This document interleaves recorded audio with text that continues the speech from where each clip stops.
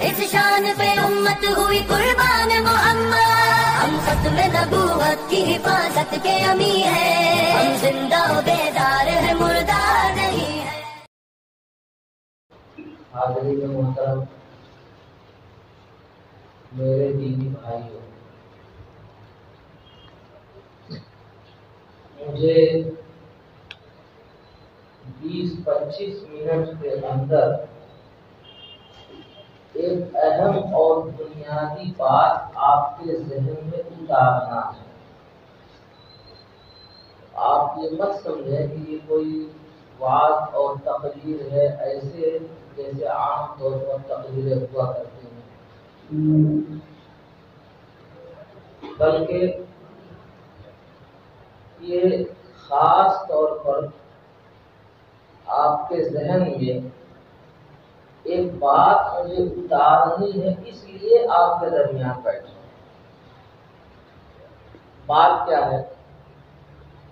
جس زمانے میں ہم لوگ چل رہے ہیں، جس زمانے میں جی رہے ہیں، سیاست کے اعتبار سے، ماحول کے اعتبار سے، معاش کے اعتبار سے، فکر کے اعتبار سے، اپنی اپنی سوچ کے اعتبار سے، یہ زمانہ فتنوں کا زمانہ ہے۔ فتنے ہر اعتبار سے آتے ہیں اور ہمارے دائیں بائیں آگے پیچھے ہر طرف فتنے ہی فتنے ہیں۔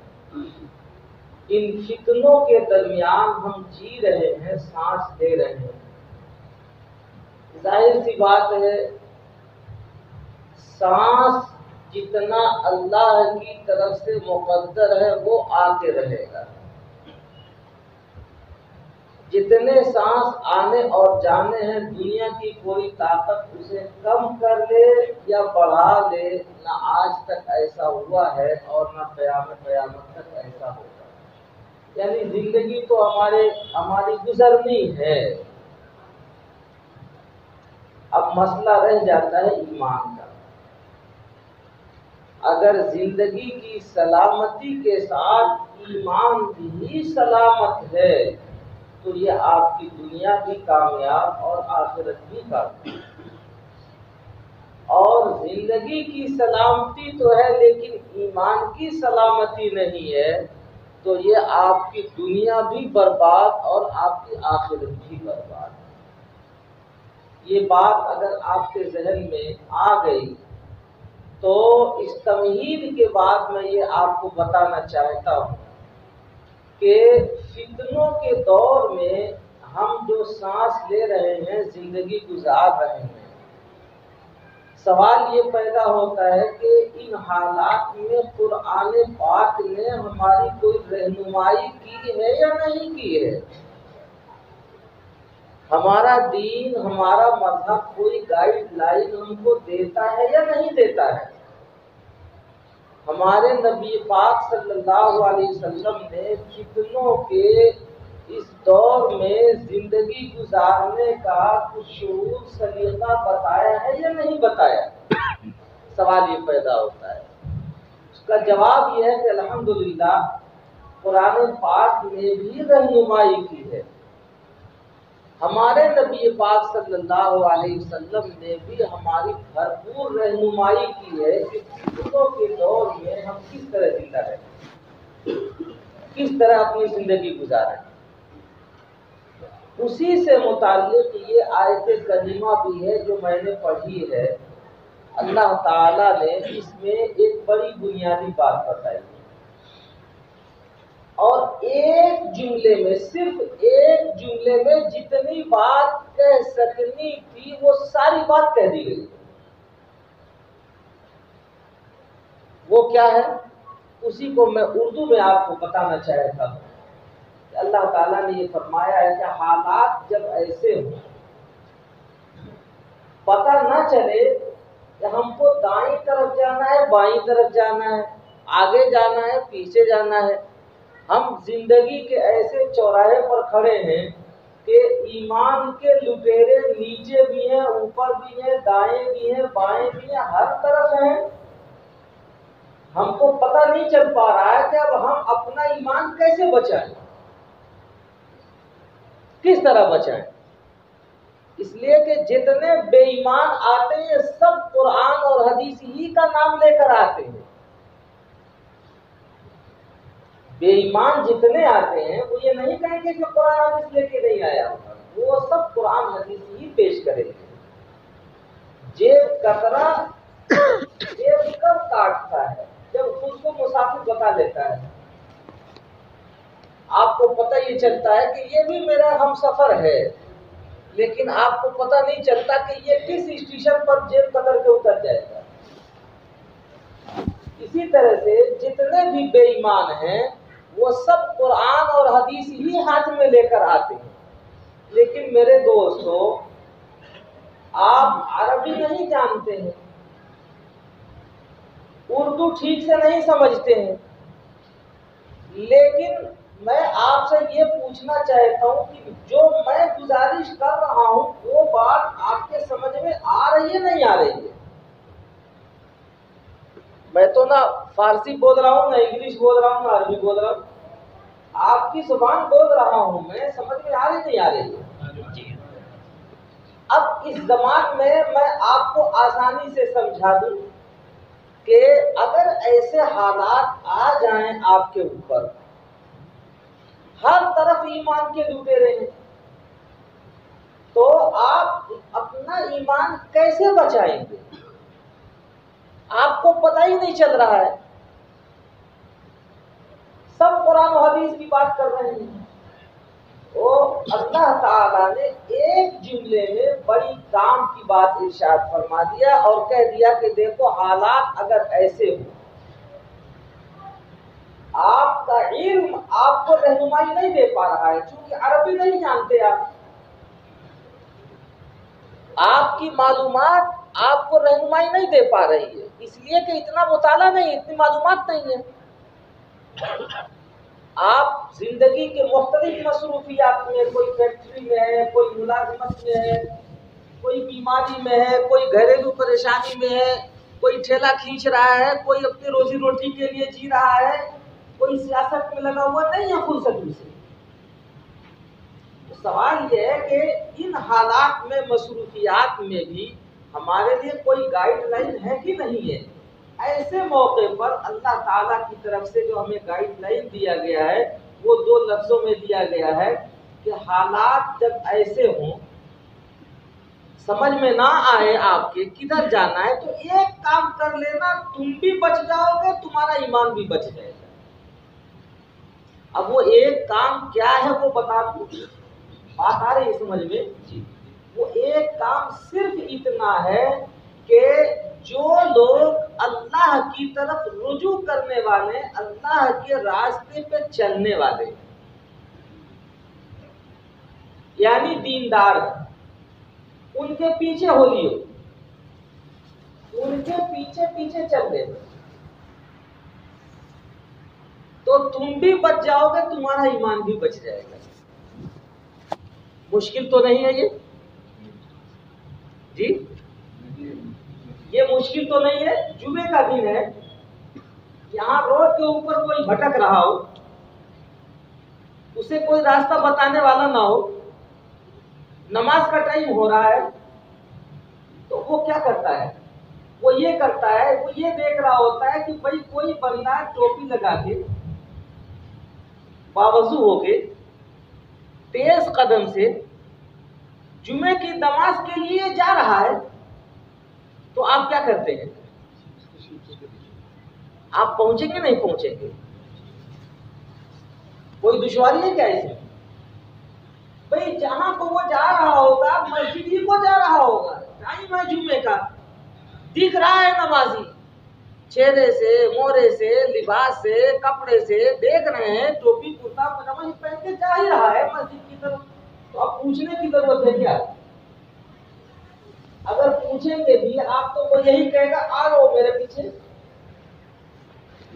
کیا کہے گا؟ آ جاؤ میرے پیچھے، میں مسجد کو جا رہا ہوں۔ تو راستہ مل گیا نہیں مل گیا؟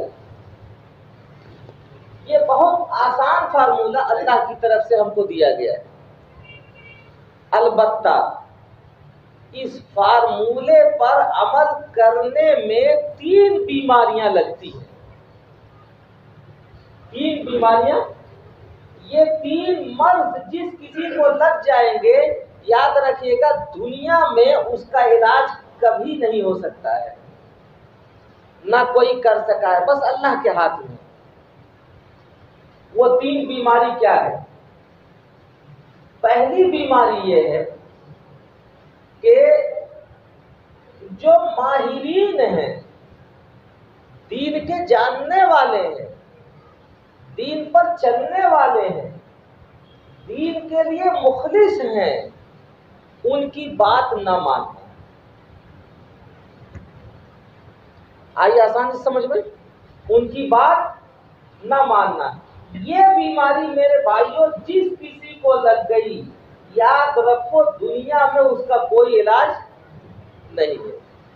یعنی مرض کو مرض نہ سمجھنا، مرض کو مرض نہ سمجھنا. ایک آدمی بیمار ہے،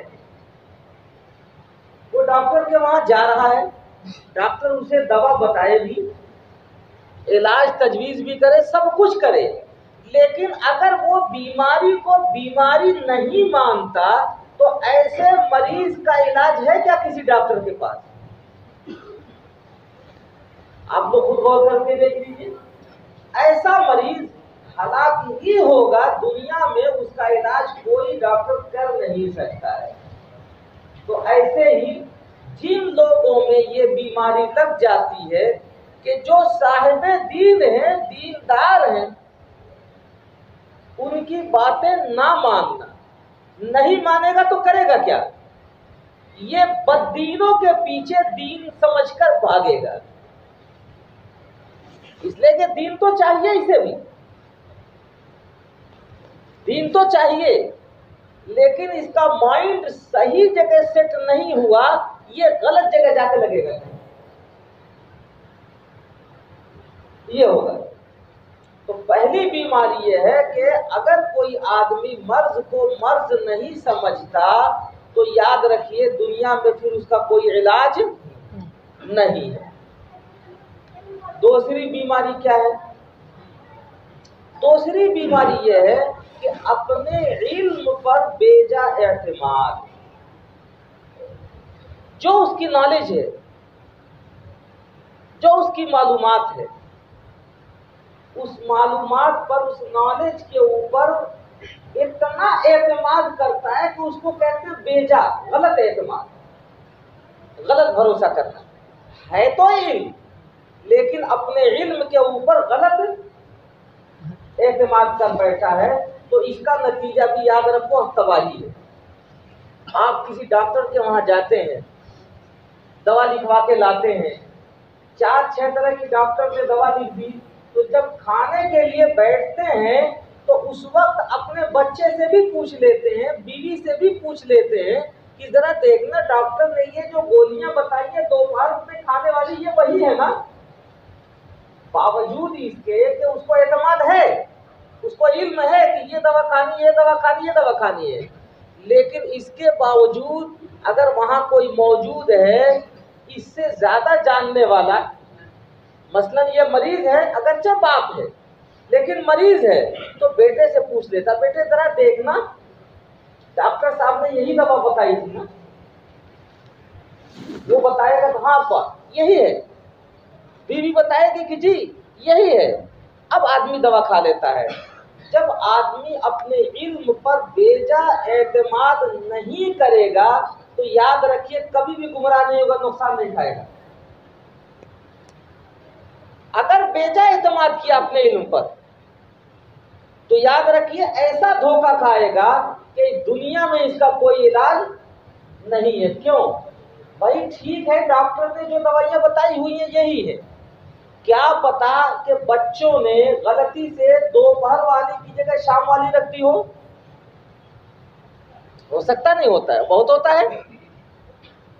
شام والے کی جگہ صبح والی رکھ دی ہو، ایسا بھی تو ہو سکتا ہے. ڈاکٹر جب دوائیاں دیتا ہے، لکھتا ہے، تو اس کے باوجود بھی کہتا یہ ہے کہ میڈیکل سے دوائیاں لے کے اور میرے کمپاؤنڈر کو چیک کرا دو لا کر کے، اس لیے کہ میڈیکل اسٹور سے دوائیاں دینے والا بھی تو غلط دے سکتا ہے نا، دھوکہ ہو سکتا ہے نا. تو دھوکہ ہوگا یہاں تو ہوگا کیا؟ ہوگا یہ کہ اس کی جان ہی جائے گی. اور اگر ایمان والے فتنوں میں دھوکہ لگے گا تو پھر کیا ہوگا؟ ایمان جائے گا اور کیا ہوگا.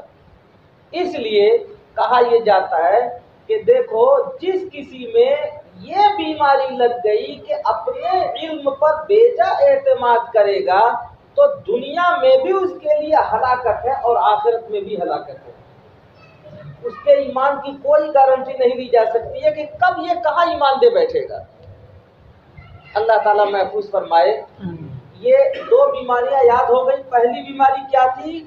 مرض کو مرض نہ سمجھنا، بیماری کو بیماری نہ سمجھنا. اور دوسری بیماری کیا تھی؟ اپنے نالج کے اوپر غلط بھروسہ، اپنے معلومات کے اوپر بیجا اعتماد. یہ دونوں بیماریاں سمجھ میں آ گئی. ایک تیسری بیماری اور بھی،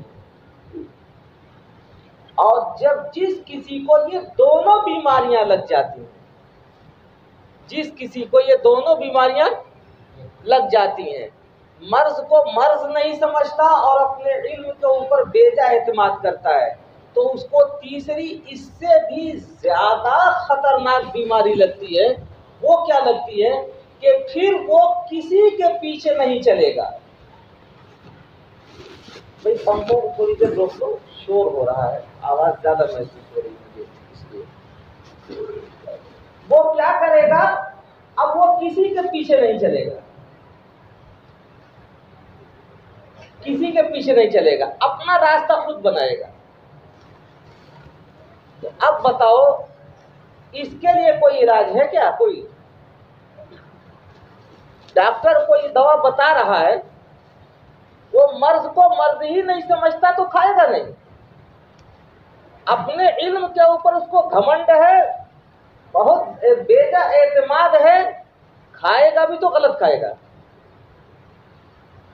اور دونوں بیماریوں کا جب شکار ہو جائے گا تو ایک وقت ایسا بھی آئے گا کہ دوا ہی نہیں کھائے گا، منع کر دے گا، پیچھے ہی نہیں چلے گا کسی کے. میرے بھائیوں یہ تینوں بیماریاں جب ایمان میں لگ جاتی ہیں، تینوں بیماریاں ایمان میں لگ جاتی ہیں، تو یاد رکھو آج کل طرح طرح کے فتنے اس طرح کے لگے ہوئے ہیں کہ یہ کسی بھی نوجوان کے اندر، کسی بھی پڑھے لکھے کے اندر، کسی بھی ڈاکٹر ماسٹر مسٹر منسٹر کے اندر، کسی بھی سوجھ بوجھ والے کے اندر ایسے ایسے فتنے چلے ہوئے ہیں کہ یہ تینوں بیماریاں پیدا کر دی جاتی ہیں ان کے اندر. پھر وہ آدمی نہ دنیا کا رہتا ہے نہ دین کا رہتا ہے. کیسے؟ جیسے ایک درخت کھڑا ہو، اس کو سورج بھی لگ رہا ہو، دھوپ بھی آ رہی ہو، پانی بھی مل رہا ہو، صحیح جگہ ہے، لیکن اس کی جڑوں میں ایک کیڑا ہوتا ہے جسے دیمک کہتے ہیں. اگر لگ جائے تو آہستہ آہستہ دیکھتے ہیں آپ کہ کبھی اس کے پتے سوکھ جاتے ہیں، کبھی اس کے تنے سوکھ جاتے ہیں، اور سوکھتے سوکھتے نتیجہ یہ ہوتا ہے کہ ایک دن پورا درخت کھڑا رہنے کے باوجود بے جان ہو جاتا ہے. اس میں شاخیں لگی ہوتی ہیں، ٹہنیاں لگی ہوتی ہیں، لیکن جو کیڑا ہے اس کی جڑ میں لگا ہوا ہے، دھیرے دھیرے اس کو ایسا سکھا دیتا ہے، ایسا خشک کر دیتا ہے کہ سوائے ایندھن کے کام آنے کے اور کسی کام وہ درخت نہیں آتا ہے. اسی طرح سے میرے بھائیوں دین میں بھی لگنے والی کئی بیماریاں اس طرح سے آ چکی ہیں مارکیٹ کے اندر، بازار کے اندر. ان بیماریوں کا نام بتاؤں تو شاید آپ آسانی سے سمجھ لیں گے. ان بیماریوں میں سب سے پہلی بیماری اس وقت میں جو بڑی برق رفتاری کے ساتھ، بڑی تیزی کے ساتھ بڑھ رہی ہے، اس بیماری کا نام ہے انجینئر علی مرزا. اس کا کوئی وجود نہیں ہے، صرف واٹس ایپ کے اوپر آن لائن ہے یہ. لیکن ہمارے کالج اور یونیورسٹیوں کے بہت سارے نوجوان اس میں مبتلا ہو گئے ہیں. کیوں؟ اس لیے کہ صبح سے شام تک ان کے ہاتھ میں ڈبہ ہے. ایمان بنایا تھا اس کے باپ دادا نے، ابا نے، یہ ڈبہ آیا ایمان لے کے چلا گیا بہت آسانی سے. جب تینوں بیماریاں جس نوجوان میں لگ جاتی ہیں تو اسی مرض کا نام ہے انجینئر علی مرزا. اسی مرض کا نام ہے، اسی بیماری کا نام ہے گوہر شاہی. ایک فتنہ یہ بھی نیٹ کے اوپر چل رہا ہے، انٹرنیٹ کے اوپر چل رہا ہے. اس کا ہندوستان میں کہیں وجود نہیں پائیں گے آپ. لیکن یہ بیماری اتنی خطرناک ہوتی ہے کہ جب کسی کو لگ گئی تو خدا کی پناہ، الامان والحفیظ. اب اس کے لیے کوئی راستہ ہدایت کا ہوتا نہیں ہے. کیوں؟ اس لیے کہ یہ تینوں بیماریاں جب کسی میں پیدا ہو جاتی ہیں تب وہ انجینئر علی مرزا کو مانتا ہے.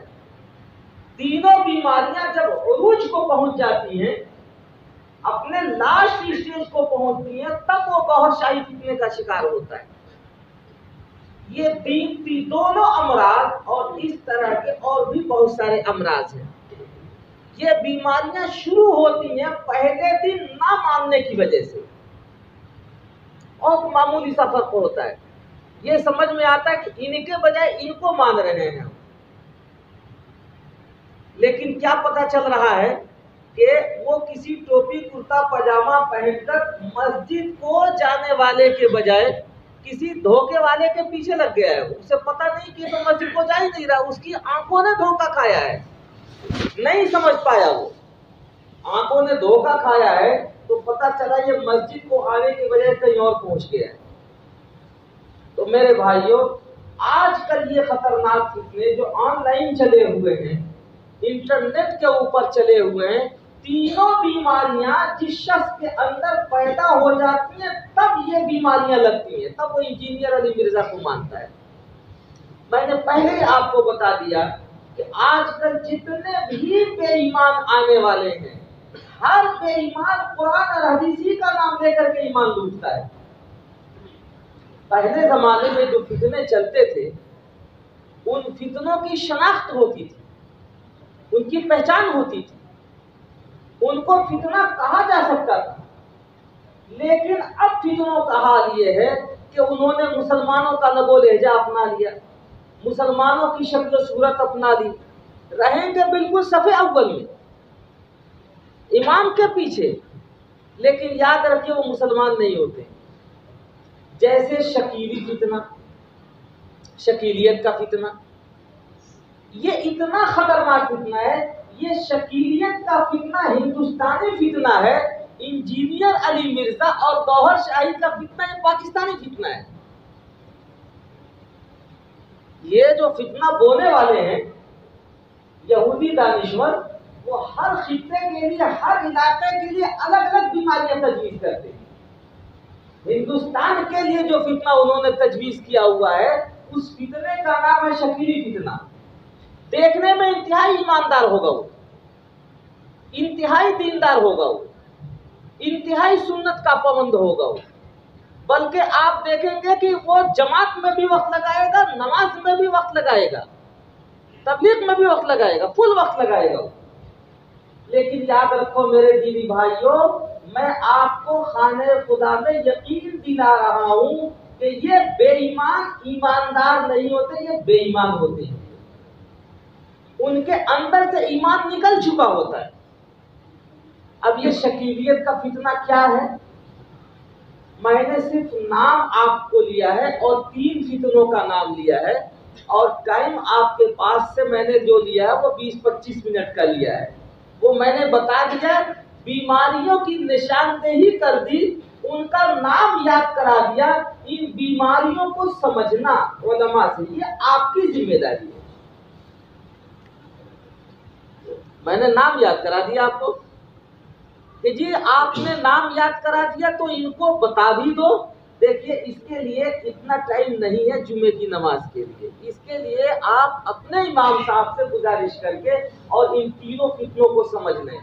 خدا نخواستہ یاد رکھو آپ کہ اگر آپ کی کوئی اولاد لڑکا یا لڑکی اس بیماری میں مبتلا ہو جاتا ہے تو میری آخری بات یاد رکھنا، وہ وراثت لے گا آپ کی، رہے گا آپ کے گھر میں، پیدا ہوا ہے آپ کے گھر میں، دکھے گا آپ کے گھر میں، لیکن یاد رکھیے دنیا میں بھی وہ آپ کا نہیں ہے اور آخرت میں تو آپ کا اسے ہونا ہی نہیں ہے۔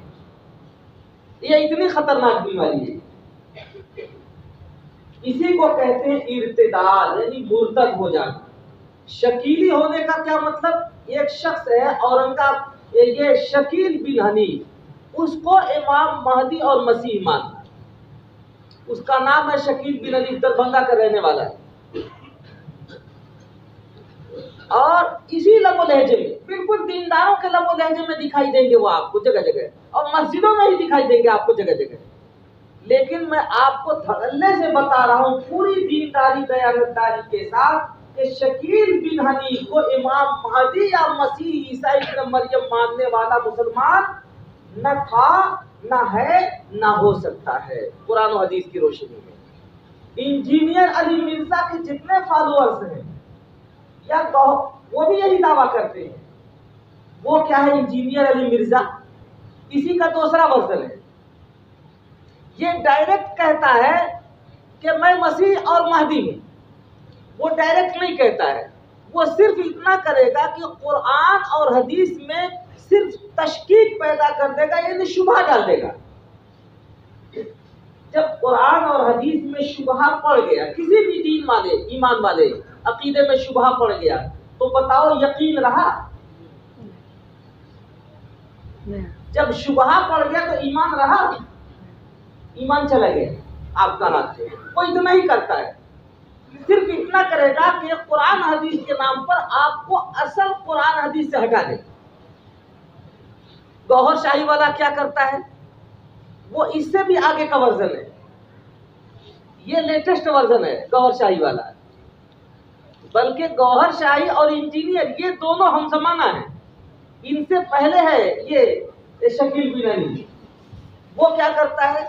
وہ نوجوانوں کو، لڑکوں کو یا لڑکیوں کو وہ چیز دے دیتا ہے کہ اب وہ زندگی میں یا آخرت میں کبھی وہ نوجوان لڑکا یا لڑکی اب آپ کا نہیں رہے گا۔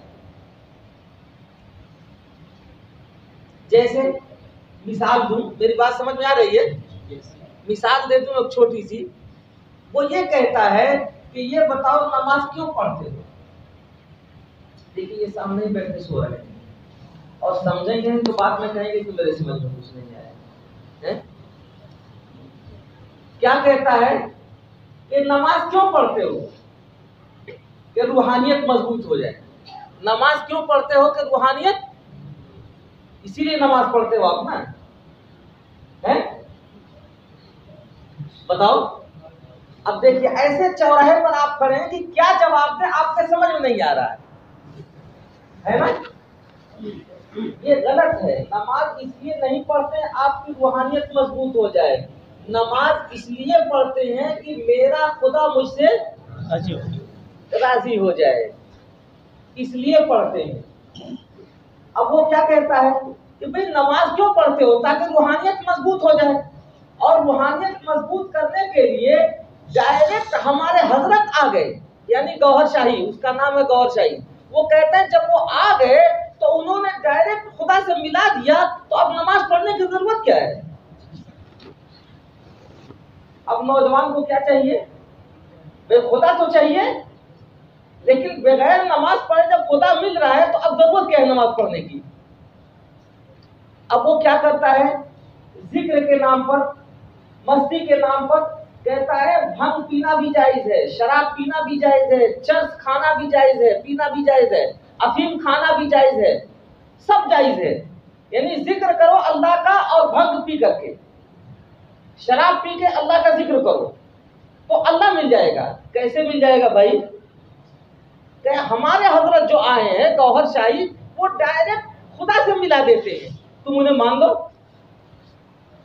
اب جس نوجوان کو کے ہاتھ میں چرس آ جائے، جس لڑکی کے ہاتھ میں افیم آ جائے، جس لڑکی کے ہاتھ میں جو ہے وہ نشاور چیزیں آ جائیں، اور بغیر نماز کے خدا بھی مل رہا ہو تو مسجد میں آئے گی وہ؟ یا وہ لڑکا مسجد میں آئے گا کبھی؟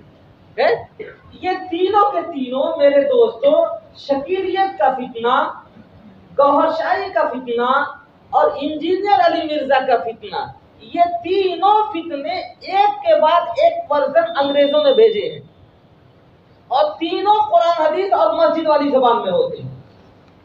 اللہ تعالیٰ ہمیں ان فتنوں سے محفوظ فرمائے۔ ان سارے فتنوں کی جڑ کیا ہے؟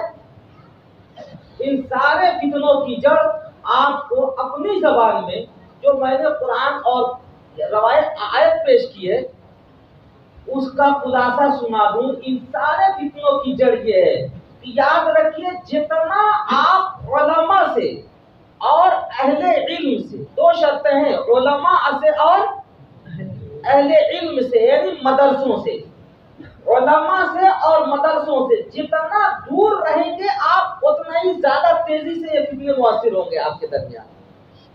اور جس کسی کا رابطہ علماء سے اور مدارس سے ہوگا، یاد رکھیے میں آپ کو ضمانت دیتا ہوں کہ انشاءاللہ کوئی فتنہ کبھی اس کو نقصان نہیں پہنچا پائے گا۔ علماء سے اور مدرسوں سے آپ قریب رہیں گے تو ممکن ہے آپ کا معاش خراب ہو جائے، ممکن ہے آپ کی صحت خراب ہو جائے، ممکن ہے آپ کی سیاست خراب ہو جائے، ممکن ہے آپ کے حالات خراب ہو جائیں، یہ سب کچھ ہو سکتا ہے، لیکن ایمان کی ضمانت ہے، ایمان آپ کا دنیا کا کوئی فتنہ آپ سے لے نہیں سکتا ہے۔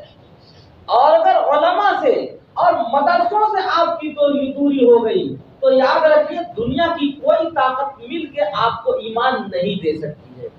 موجودہ دور کی جو سیاست چل رہی ہے اس سیاست کے ہوئے ہوئے یہ فتنے ہیں، یہ سیاست کے گھوڑوں کے اوپر یہ سارے فتنے چل رہے ہیں، چاہے شکیلیت کا فتنہ ہو، چاہے انجینئر علی مرزا کا فتنہ ہو اور چاہے گوہر شاہی کا فتنہ ہو۔ تینوں کے پیچھے انگریز ہیں، اسلام دشمن طاقتیں ہیں، وہ وہاں سے پروموٹ کر کے ہمارے گھروں میں موبائل کے ذریعے سے بھیج رہی ہیں۔ اللہ تعالیٰ ہمیں بھی بچائے، ہماری نسلوں کو بھی بچائے۔ آخر میں آپ سے یہ گزارش کر کے رخصت ہونا چاہتا ہوں کہ میرے دوستوں، جہاں کہیں رہنا دنیا کے جس مرحلے میں، اپنے آپ کو علماء سے اور مدارس سے جوڑ کر کے رکھنا، انشاءاللہ آپ کے ایمان کو کوئی نقصان نہیں پہنچا پائے گا۔ وآخر دعوانا الحمدللہ رب العالمین۔